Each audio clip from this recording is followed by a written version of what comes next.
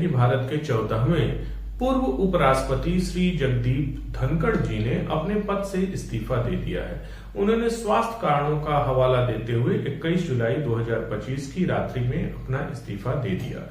वैसे तो भारत के उपराष्ट्रपति का कार्यकाल 5 वर्ष के लिए होता है, लेकिन वह अपने पद से लिखित रूप में इस्तीफा राष्ट्रपति को प्रेषित कर सकता है। राष्ट्रपति को इस्तीफा प्रेषित कर देने के तुरंत पश्चात ही उसके पद को खाली माना जाएगा। इस प्रकार भारत में उपराष्ट्रपति का पद वर्तमान समय में खाली हो गया है। इसके निर्वाचन के लिए इस स्थिति में कोई समय सीमा निर्धारित नहीं की गई है, बल्कि संविधान में यह लिखा गया है कि निर्वाचन यथाशीघ्र कराया जाएगा। नए उपराष्ट्रपति के चुनाव के लिए एनडीए ने अपने उम्मीदवार की घोषणा कर दी है। श्री सीपी राधाकृष्णन को उन्होंने अपना उपराष्ट्रपति का उम्मीदवार बनाया है। वर्तमान में ये महाराष्ट्र के राज्यपाल हैं। आइए सामान्य भाषा में समझते हैं कि भारत में उपराष्ट्रपति के पद का चुनाव कैसे होता है, कौन लोग इसमें प्रतिभाग करते हैं, वोटिंग कैसी होती है और कौन लोग इसमें मतदान करते हैं। पहला प्रश्न यह है कि उपराष्ट्रपति का चुनाव कौन लड़ सकता है। तो उपराष्ट्रपति का चुनाव लड़ने के लिए कुछ अर्हताएं निर्धारित की गई हैं। पहला, वह भारत का नागरिक हो, वह 35 वर्ष की आयु को पूर्ण करता हो, वह राज्यसभा का सदस्य निर्वाचित होने की योग्यता रखता हो, वह भारत सरकार या उत्तर प्रदेश सरकार या राज्य सरकार या किसी अधीनस्थ अधिकरण के अधीन लाभ के पद पर न हो। ये अगर योग्यताएं वो रखता है तो उसको 20 सांसद प्रस्तावक के रूप में और 20 सांसद अनुमोदक के रूप में चाहिए।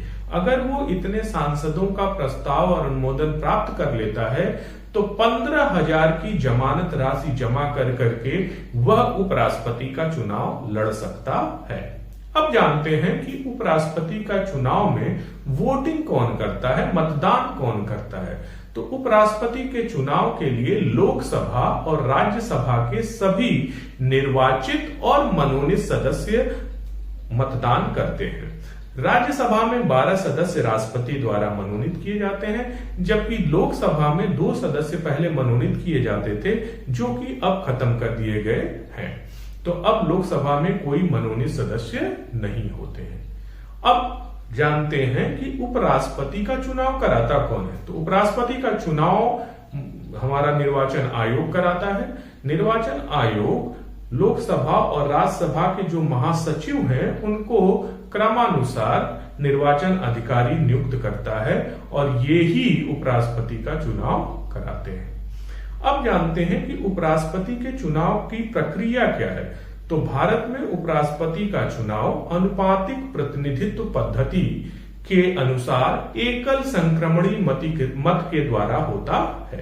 अब यह प्रक्रिया क्या है। इस प्रक्रिया में जो मतदाता होता है उसको एक मतपत्र दिया जाता है। उस मतपत्र में जितने भी अभ्यर्थी होते हैं उन सारे अभ्यर्थियों के नाम अंकित होते हैं। जो मतदाता होता है उसे इन नाम के आगे अपनी वरीयता देनी होती है। जैसे अगर कोई किसी चुनाव में 3 अभ्यर्थी हैं, मान लीजिए एक ए, एक बी और एक सी है, तो मतदाता इनके सामने अपनी वरीयता देगा। मान लीजिए कि मतदाता ए को अपनी प्रथम वरीयता देना चाहता है तो ए के नाम के आगे 1 लिख देगा। बी को द्वितीय वरीयता देना चाहता है तो बी के नाम के आगे 3 लिख देगा। सी को तृतीय वरीयता देना चाहता है तो सी के नाम के आगे 3 अंकित कर देगा। और इस तरीके से एक और ज्यादा अभ्यर्थी हैं तो उनके नाम के सामने वो अलग अलग वरीयताएं 4, 5, 6 निर्धारित कर सकता है। और अगर वो चाहे तो सिर्फ एक ही अभ्यर्थी को अपनी प्रथम वरीयता दे सकता है, बाकी किसी को वरीयता नहीं दे सकता है। तो इस प्रकार वो अपनी वरीयता मतपत्र पर निर्धारित करता है या अंकित करता है। अब जब इसकी गणना की जाती है तो गणना करते समय सबसे पहले हम एक कोटे का निर्धारण करते हैं।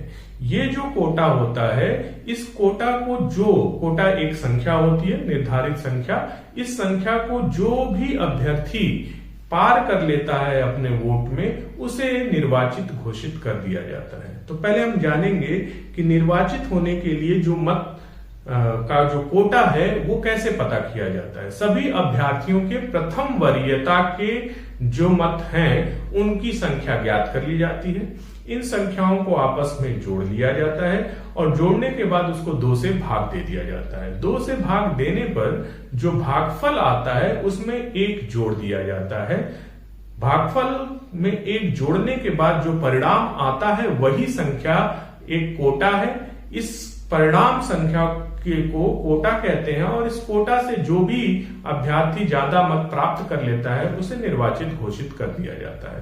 अब जब मतगणना की जाती है तो सभी अभ्यर्थियों के प्रथम वरीयता के वोटों की गणना की जाती है और जिसका वोट कोटा से ज्यादा होता है उसे निर्वाचित घोषित कर दिया जाता है।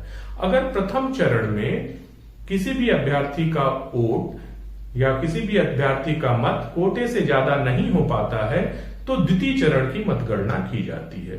इसमें क्या करते हैं कि जिस अभ्यर्थी को प्रथम चरण में सबसे या प्रथम वरीयता के सबसे कम वोट मिले होते हैं उसके वोट को निरस्त कर दिया जाता है और उसके द्वितीय वरीयता वाले वोटों को जो बचे हुए अभ्यर्थी हैं उसमें अंतरित कर दिया जाता है, बांट दिया जाता है और फिर बचे हुए अभ्यर्थियों के वोटों की टोटल गणना की जाती है।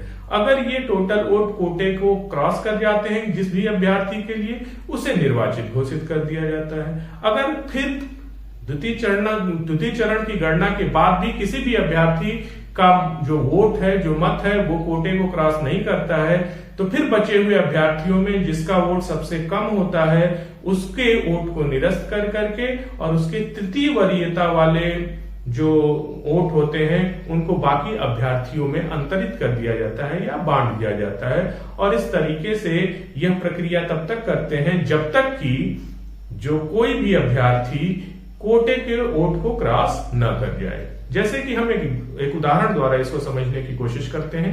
मान लीजिए एक चुनाव में 3 अभ्यर्थी हैं A, B और C और टोटल वोट करने वाले 100 हैं। हमने एक गणना की सरलता के लिए 100 लोगों को ही सिर्फ लिया है और प्रथम वरीयता में A को 40 वोट मिला है, B को 35 वोट मिला है और C को 25 वोट मिला है। अब आप देख सकते हैं कि जो कोटा होगा वो कोटा होगा 40 + 35 + 25 यानी 100 डिवाइडेड बाई 2 यानी 50 और 50 में 1 जोड़ दें तो 51 यानी 51 मत प्राप्त करने वाले अभ्यर्थी को हम विजयी, 51 या उससे ज्यादा मत प्राप्त करने वाले अभ्यर्थी को हम विजयी घोषित करेंगे। तो प्रथम वरीयता के हिसाब से जब प्रथम चरण की गणना होगी तो पहले अभ्यर्थी को 40, A को 40, B को 35 और C को 25 वोट मिले हुए हैं। इस तरीके से हम देख सकते हैं कि प्रथम चरण की गणना में किसी भी अभ्यर्थी को कोटा प्राप्त नहीं होता है और द्वितीय चरण की गणना करनी पड़ती है। द्वितीय चरण की गणना में सबसे कम मत प्राप्त करने वाले जो अभ्यर्थी है C को, उसके मत को निरस्त कर दिया जाता है और उसके मत पत्रों को A और B में बांट दिया जाता है उसकी द्वितीय वरीयता के हिसाब से।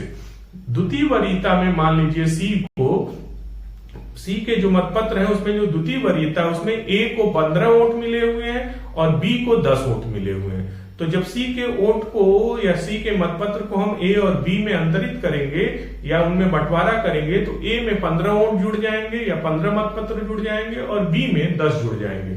इस तरीके से A के मतों की संख्या द्वितीय चरण में 55 हो जाएगी और B के मतों की संख्या द्वितीय चरण में 45 हो जाएगी और A कोटे को क्रॉस कर जाएगा और A विजयी घोषित किया जाएगा। अब हम जानते हैं कि अगर उस राष्ट्रपति के चुनाव में कोई दुविधा उत्पन्न होती है या कोई विवाद की स्थिति उत्पन्न होती है तो उसका निस्तारण कौन करता है? उसका निस्तारण सिर्फ एक ही संस्था कर सकती है, वो है सुप्रीम कोर्ट। सुप्रीम कोर्ट में हम इसके लिए याचिका दायर करते हैं या याचिका दायर करने वाले व्यक्ति को 20,000 रुपए की जमानत राशि जमा करनी पड़ेगी और सुप्रीम कोर्ट द्वारा दिया गया निर्णय ही अंतिम और मान्य निर्णय होगा। धन्यवाद।